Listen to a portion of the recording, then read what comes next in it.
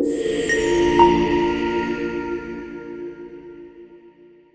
que maneira uma pessoa pode saber, de fato, se está exercitando a verdadeira fé salvadora?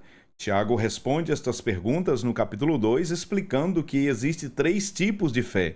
Entretanto, apenas uma delas é salvadora.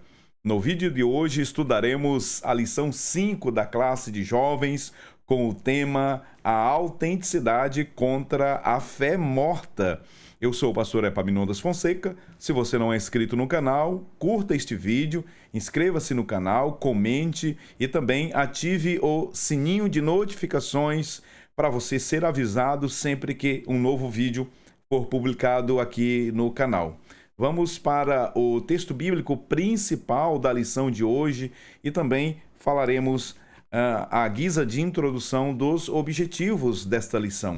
O texto bíblico principal está na primeira epístola de João, capítulo 3 e o versículo 18, que diz o seguinte: Meus filhinhos, não amemos de palavra, nem de língua, mas por obra e em verdade.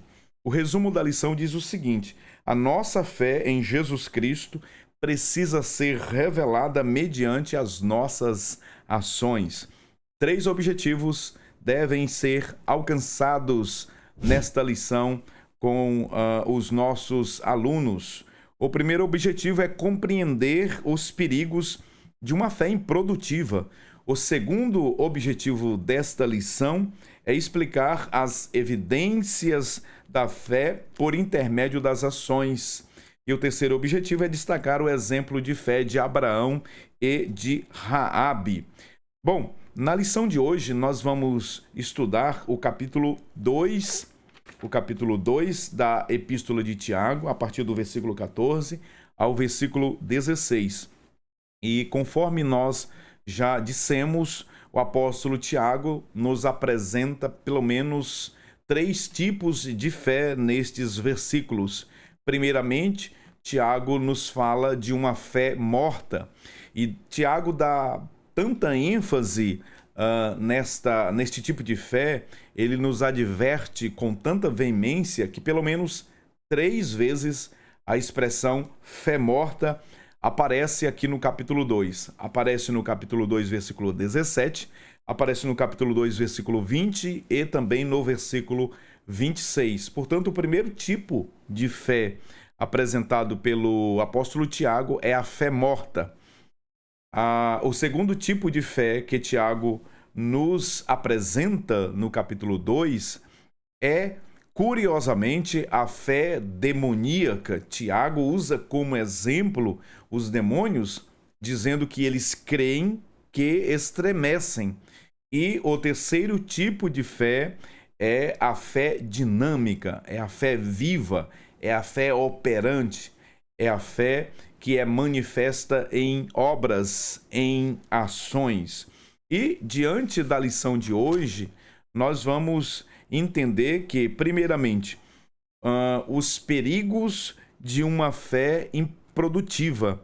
Quais são os perigos que a lição nos apresenta de uma fé morta, de uma fé improdutiva, não é? De uma fé falsa, podemos chamar também de uma fé ilusória, vazia, incapaz de produzir frutos de justiça. Pelo menos três assuntos giram em torno desses perigos. O primeiro é a inutilidade. O primeiro perigo é a inutilidade. O segundo perigo é o engano espiritual. A pessoa viver enganada espiritualmente, pensando com isso que está praticando, que está vivendo, aliás, uma fé autêntica, verdadeira, quando está ela enganando a si mesma.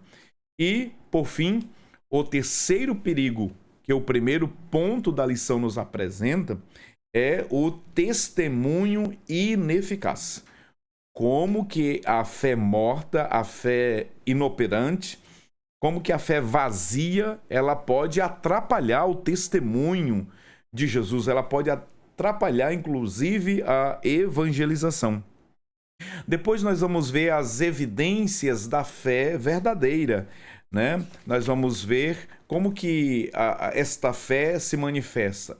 E aí constataremos na lição que a fé eficaz, que a fé eficiente, que a fé operante, ela se mostra, né, por meio do amor, por meio da prática do amor em ação.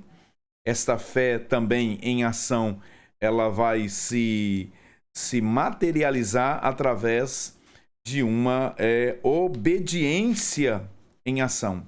Portanto, nós vamos observar esses 3 pontos aqui destacados pelo comentarista: uma fé em ação, amor em ação e obediência em ação.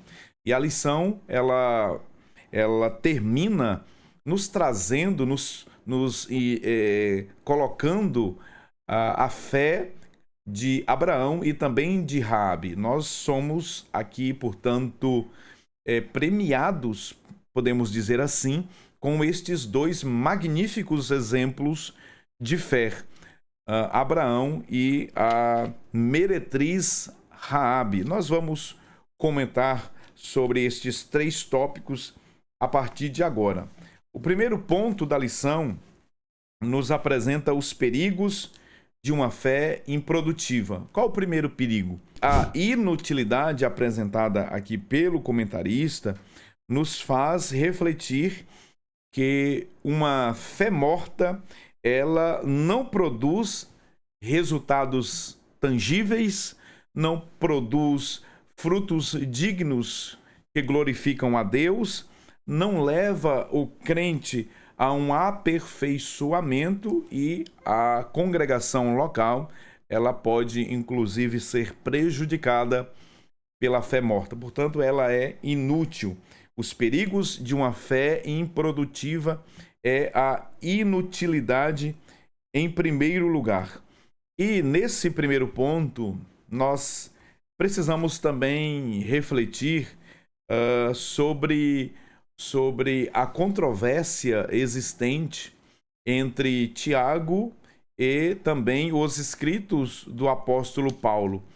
A bem da verdade, esta controvérsia, ela foi criada simplesmente pelos homens, porque quando nós folheamos as páginas da Escritura Sagrada por estes 2 autores, não há absolutamente nenhuma contradição.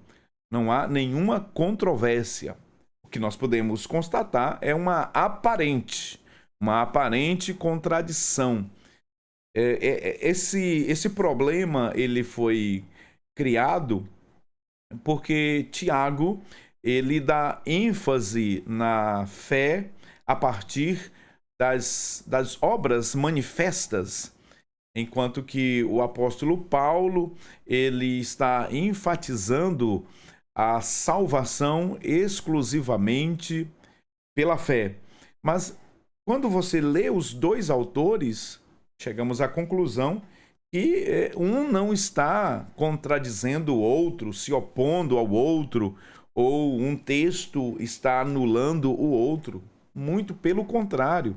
O próprio apóstolo Paulo, no capítulo 2 de Efésios, quando ele fala sobre este assunto, pela graça sois salvos por meio da fé, e isto não vem de vós, e nem de obras para que ninguém se glorie, mas ele conclui, vem de Deus.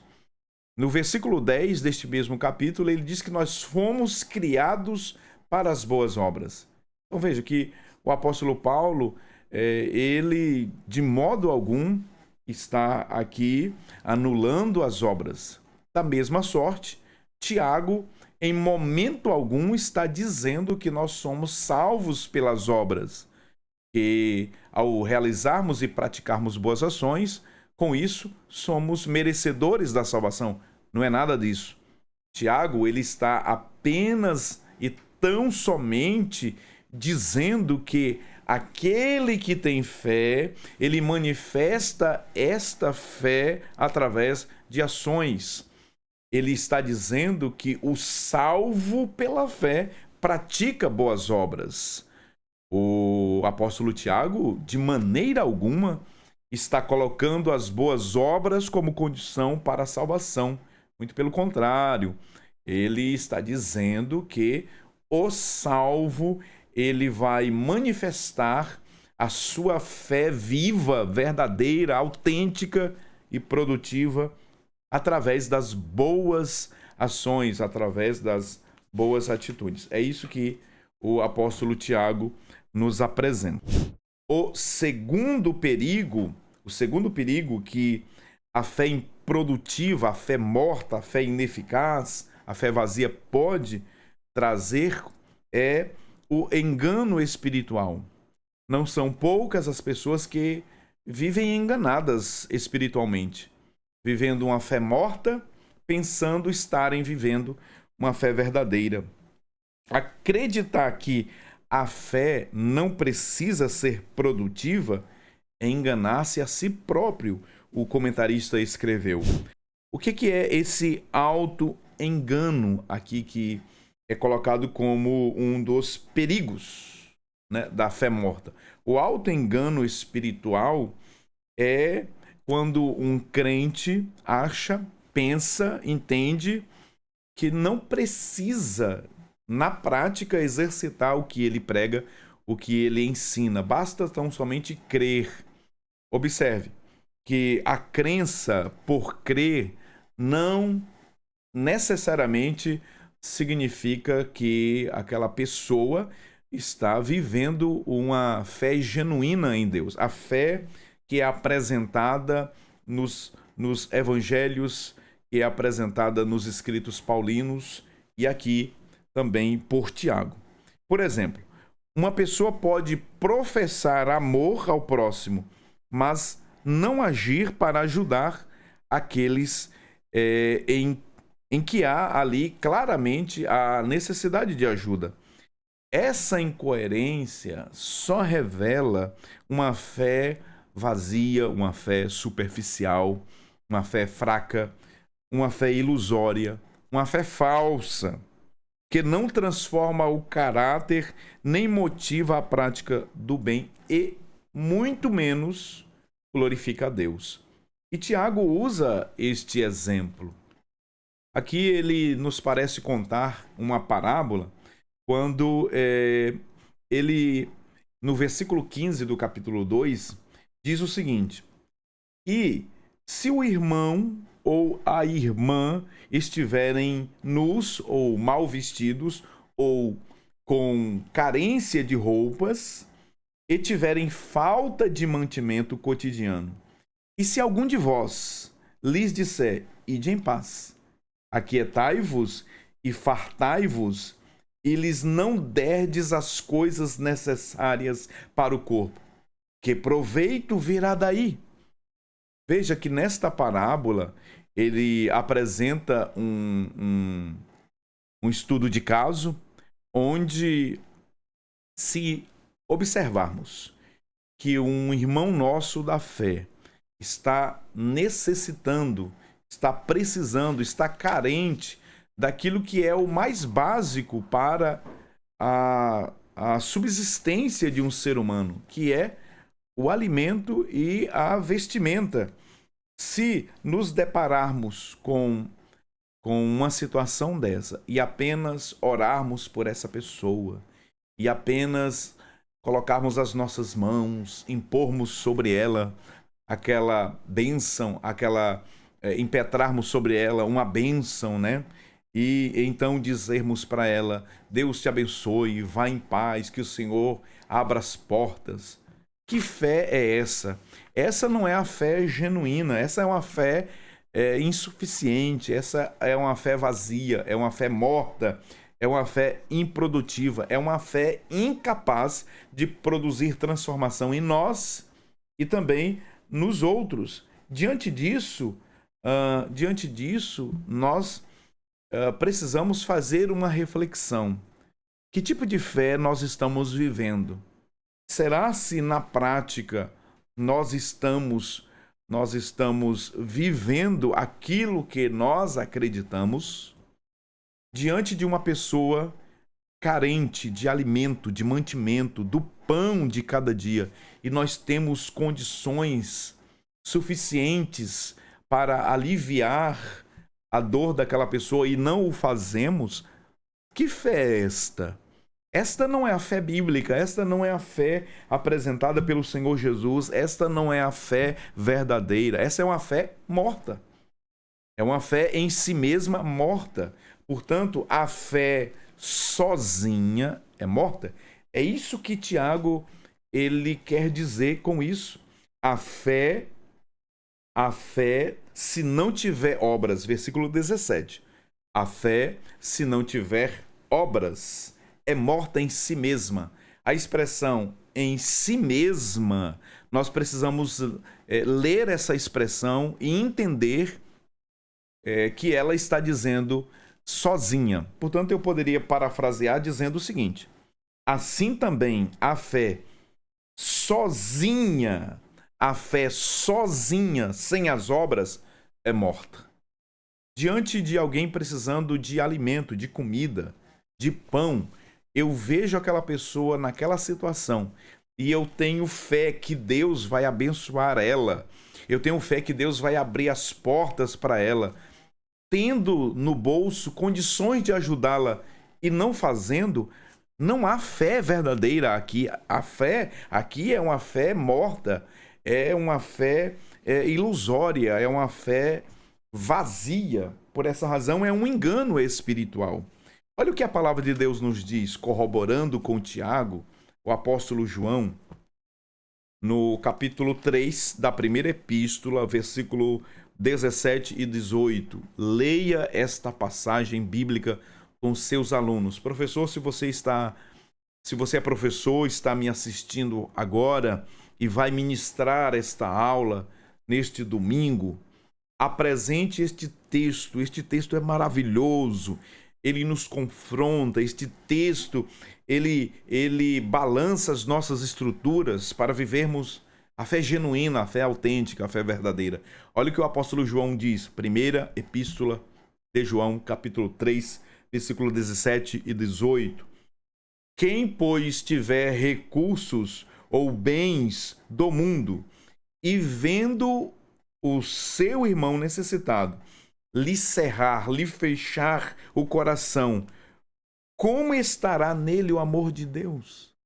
Meu Senhor, como pode o amor de Deus estar em uma pessoa que, tendo recursos, que tendo bens, que tendo posses, que tendo dinheiro, que tendo, portanto, condições financeiras, vendo o irmão necessitado e não ajuda? Essa pessoa, se ela fechar o seu coração para não ajudá-la, além de avarenta, o amor de Deus não está nessa pessoa. E essa pessoa nunca conheceu a Deus. Ela vive uma fé ilusória. Essa fé não é a fé bíblica, não é a fé genuína, não é a fé autêntica. O versículo 18. Meus filhinhos, não amemos de palavras, nem de língua, mas por obra e em verdade. O amor cristão, ele precisa ir além das palavras. A fé verdadeira, a fé autêntica, ela ultrapassa a verbalização.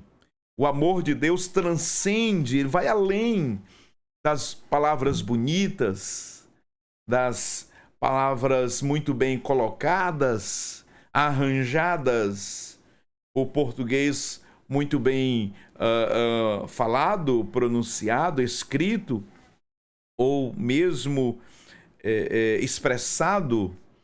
Mas veja que se tudo isso for feito e não tiver acompanhado do amor na prática, da fé em ação, de nada adianta, de nada adiantará. É isso que Tiago e também João está nos ensinando. Portanto, o segundo perigo da fé morta, da fé improdutiva, é o engano espiritual. Muitas pessoas estão vivendo enganadas dentro da casa de Deus. Entra domingo, sai domingo.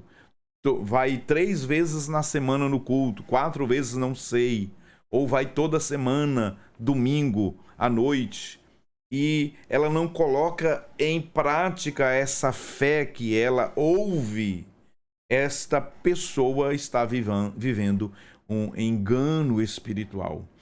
Que possamos ser despertados pela palavra de Deus para não incorrermos neste erro. E se você está vivendo este engano espiritual, desperta, ó tu que dormes, levanta-te de entre os mortos e Cristo te esclarecerá.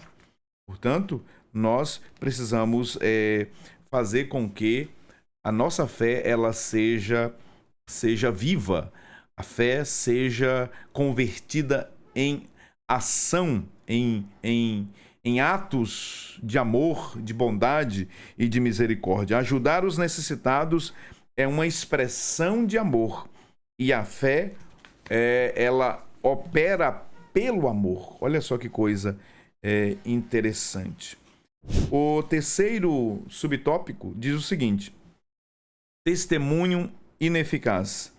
A fé improdutiva prejudica o testemunho cristão.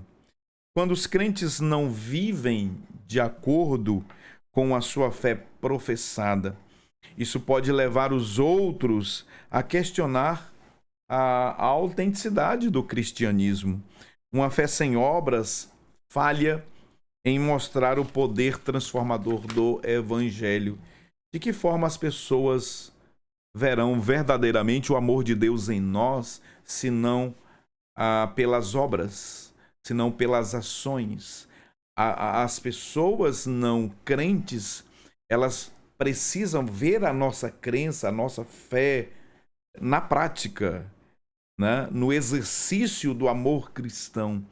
Por essa razão, a pessoa ela pode enganar a si mesma, achando que cumprir determinados ritos da sua denominação evangélica faz dela uma crente verdadeira, uma pessoa que possui uma fé autêntica, quando não.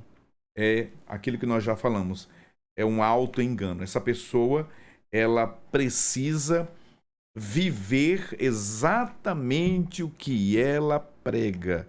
Ela precisa, em ação, em atos de misericórdia, amor e bondade, colocar em prática toda a sua fé diante de Deus, sobretudo, e também diante dos homens. Diante de Deus, a fé que nós temos, ela nos justifica. E diante dos homens, a nossa fé, ela é demonstrada pelas obras. Isso é muito interessante de se observar. O segundo ponto da lição diz o seguinte: a evidência da fé por intermédio das ações. Fé em ação. Tiago, no capítulo 2, e o versículo 17 da nossa lição, nos diz o seguinte, no versículo 17: a fé, se não tiver as obras, é morta em si mesma. A verdadeira fé sempre se manifesta em ações, embora não sejam elas um substituto para a fé, mas uma expressão natural dela. Bom, conforme também já enfatizamos aqui, de modo algum Tiago está dizendo que as obras substituem a fé. Antes, pelo contrário, as obras são manifestações da verdadeira fé.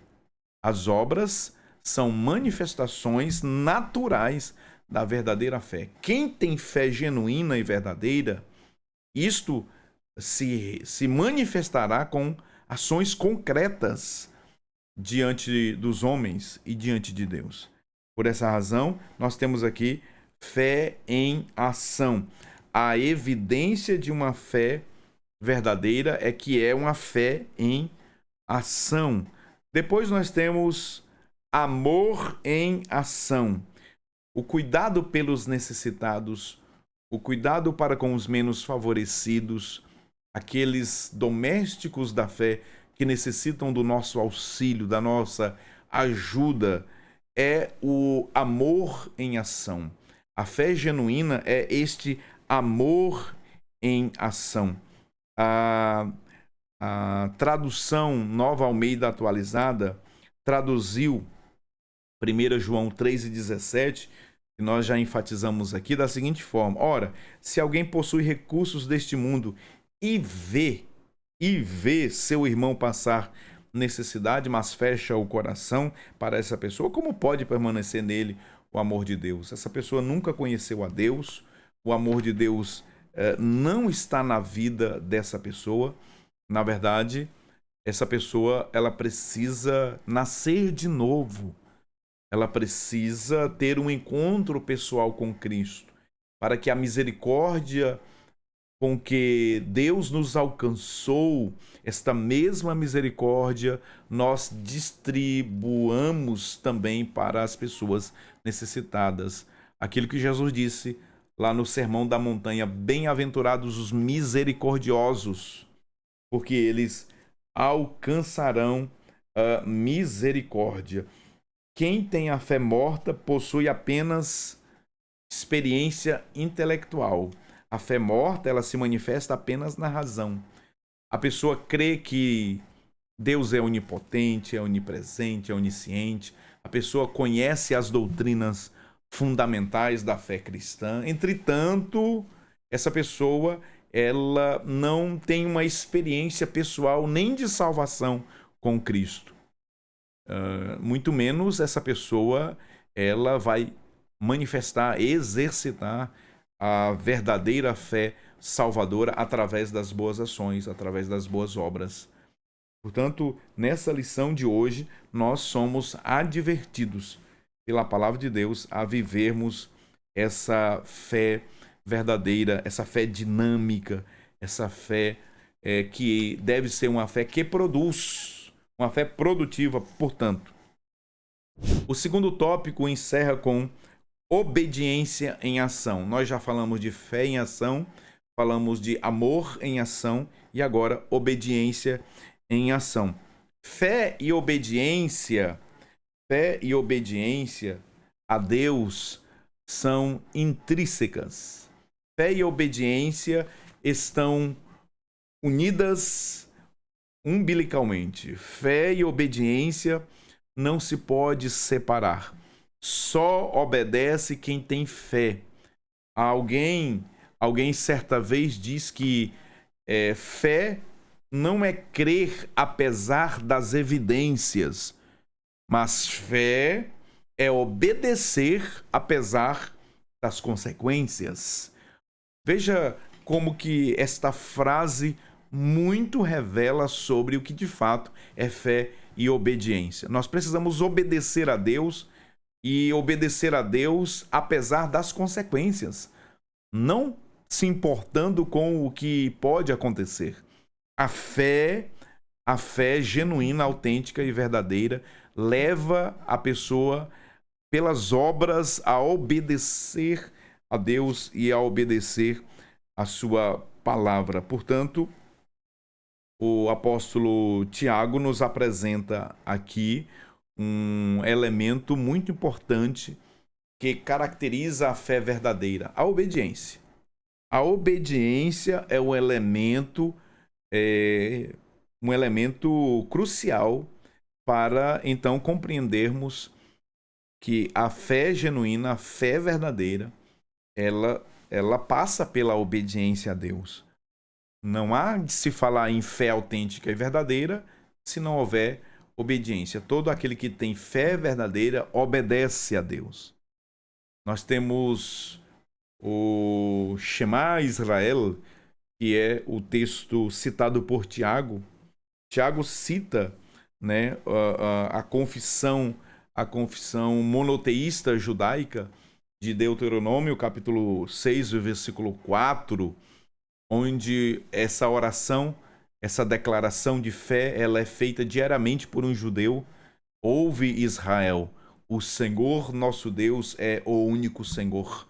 Shema Israel, Adonai Eloheinu, Adonai Echad. Observe que nessa confissão de fé, os judeus, eles declaram que Deus é o único Senhor. E observe que aqui, nessa passagem bíblica, nós temos essa confissão central da fé dos judeus, afirmando que Deus, ele é o único Senhor. E essa crença está sendo manifesta. Aqui, em Deuteronômio 6 e 4, há uma convocação para a obediência a Deus. O Shema, o ouvir e obedecer estão umbilicalmente ligados.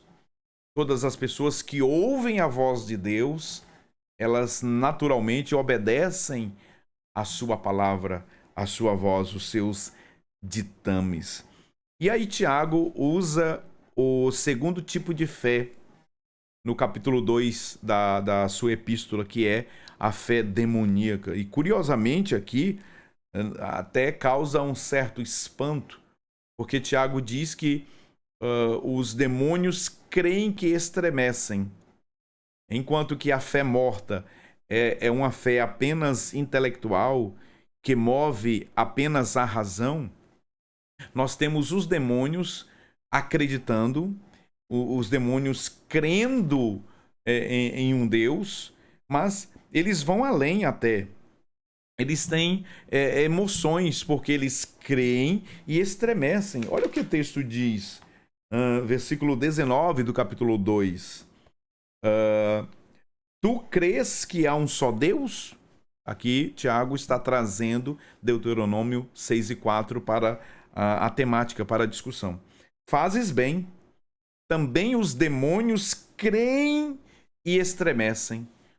Veja como que Tiago ele aprofunda aqui a temática, aprofunda a discussão, quando ele coloca que os demônios, eles creem que Deus existe, né? Eles apresentam a existência de Deus. Portanto, os demônios não são ateus, não são agnósticos. Os demônios, eles creem na divindade de Jesus. Sempre que se depararam com Cristo aqui na terra, eles deram o testemunho da filiação divina de Cristo. Por exemplo, em Marcos capítulo 3, versículo 11 e 12, Lucas 8 e 31, nós temos eles crendo na existência também de um lugar de castigo. Eles reconhecem que Cristo é o supremo juiz e que vai julgar a todos. Eles até se sujeitam ao poder da palavra. Entretanto, nós temos aqui o texto da palavra de Deus nos afirmando que essa fé, ela não é suficiente. Essa fé, ela não é verdadeira. Se assim fosse, né, os próprios demônios se beneficiariam desta fé. Mas observe que eles têm esse nível intelectual, né, racional de fé. Eles têm até um certo nível emocional de fé. A mente deles é esclarecida para estes temas. Entretanto, essa fé se mostra insuficiente. Os demônios creem que estremecem. Se a nossa crença, se a nossa fé não for dinâmica, não for viva, não for verdadeira, a nossa fé se assemelhará à fé dos demônios. Olha só que coisa terrível, conforme disse John Wesley. John Wesley, ele comenta acerca dessa passagem bíblica e ele diz o seguinte: ele comenta acerca daqueles que têm uma fé tão pequena, tão limitada, tão vazia, tão improdutiva, tão incapaz, tão estéril, né? John Wesley coloca isso. Isso prova somente que, Wesley diz, isso prova somente que vocês têm a mesma fé dos demônios. Que coisa terrível. Eles creem eles até estremecem com a expectativa terrível do tormento. Essa fé certamente não pode justificá-los nem salvá-los. Diante disso, que tipo de fé nós estamos exercitando? Nós estamos praticando? A nossa fé, ela precisa ser uma fé convertida em obras, em ação, em atitudes que glorificam a Deus e não apenas ficar no campo da intelectualidade ou das emoções. Ela precisa entrar em ação, entrar em prática. Ela precisa ir além das palavras. Amém? Posso aí contar com os seus comentários agora? Deixe seus comentários. Se você chegou até aqui nesse momento do vídeo, coloque aí nos seus comentários, aí nesse espaço reservado para você, acerca desses 3 tipos de fé: a fé morta, a fé demoníaca e a fé dinâmica. Coloque aí, deixe seus comentários sobre a lição de hoje, onde Deus está nos advertindo acerca de que fé nós estamos praticando, acerca de que vida nós estamos levando aqui. Vamos para a conclusão dessa lição, vamos para o 3º ponto da lição de hoje. E aqui, neste 3º ponto, nós somos convidados, exortados pelo apóstolo Tiago, somos chamados para o exercício introspectivo, né, sobre a qualidade da nossa fé. A qualidade da nossa fé. Vamos agora ser confrontados com 2 exemplos gloriosos, 2 exemplos poderosos. O exemplo de Abraão, o pai da fé, e o exemplo de Raabe. E aqui nós podemos constatar que Tiago usa 2 exemplos de fé, 2 exemplos de pessoas que colocaram em ação a sua crença, a sua fé, aquilo que nós chamamos de fé operante. Abraão, ele não foi salvo por cumprir a ordem difícil de Deus, que Deus lhe deu, né? Sua obediência provou que ele já era salvo. Esse é o primeiro ponto que nós precisamos entender. Abraão não foi salvo porque ele subiu ao Moriá para sacrificar o seu filho Isaque. Não. Abraão não foi salvo por conta desta obra, desta ação. Mas Abraão, ele, por estar salvo, por viver a fé genuína, autêntica e verdadeira, ele obedeceu, ele subiu ao Monte Moriá. Veja que Abraão, ele não foi salvo porque estava ali cumprindo uma ordem, um mandamento de Deus. Ele cumpriu a ordem porque ele já estava salvo. Ele cumpriu a ordem porque ele já tinha fé.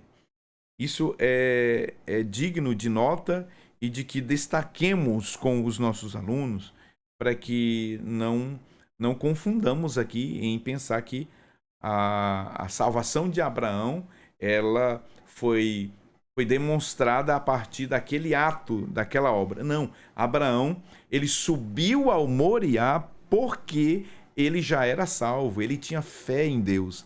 O escritor aos Hebreus, lá no capítulo 11, quando relaciona ali a galeria dos heróis da fé, apresenta a fé de Abraão, que Abraão tinha fé de que Deus era poderoso para ressuscitar o seu filho Isaque.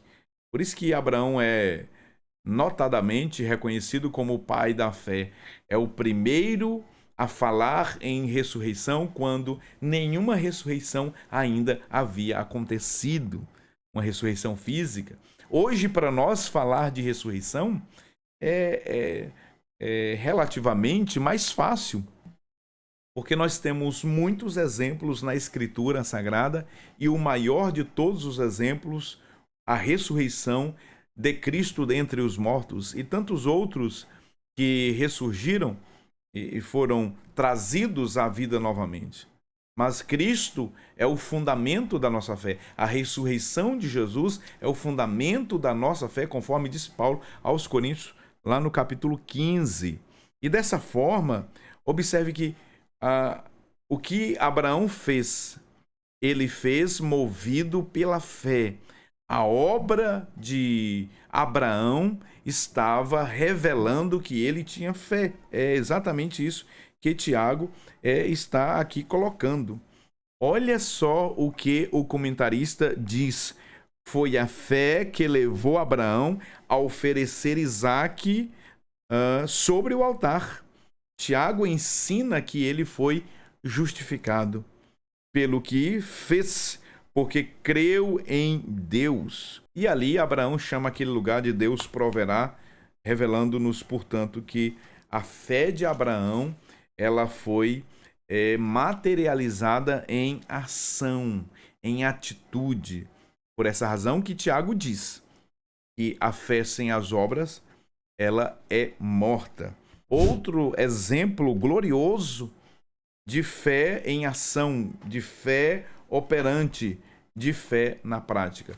Esse exemplo de Raabe nos revela mais uma vez uma fé viva.